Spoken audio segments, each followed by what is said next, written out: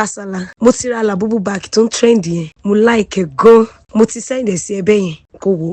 Owó tó kó fún mi dání lánàá òun ni mo fi ra o. Mo dẹ̀ mọ̀ pé o máa like ẹ̀. Wo bẹ́ẹ̀ yẹn ṣó fine.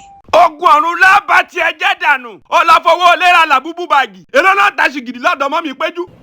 Èló náà ta ṣìgìdì lọ́dọ̀ ya péjú. Ọlọ́fẹ́ bá tí ẹ jẹ́ ṣá. Ọlọ́fọwọ́ lẹ́mi ra ṣìgìdì. Màmá jẹ́ kọ́lọ́run wa nájú ẹ lórí. Ṣé wọ́n wá nájú ẹ lórí? O fẹ́ ṣẹ̀wọ̀n àgbáyé. O fẹ́ kí Ọlọ́run dojú ogun kọ ẹ́. O fẹ́ kán ránṣẹ́ ogun sí ìdílé yín kò fẹ́ dáa fún mọ́mí ẹ. O fẹ́ kí dáàdì ẹ ṣubú òjijì. O fẹ́ kán ní àtàtà. O fẹ́ kí forúkọ ẹ ránṣẹ́ sí àpéjọpọ̀ àwọn ẹlẹ́yẹ àbí. O fẹ́ farabalẹ̀ rógun àkóbá àbí. O fẹ́ dánìkan rànràn. O fẹ́ kó kú ọ̀run lé ẹ wọ sàré. Ṣàngó ẹlẹ́yẹ ayé o. Torí jẹ́ sọ fún ẹ, owó lé ní o. Owó lé ní o.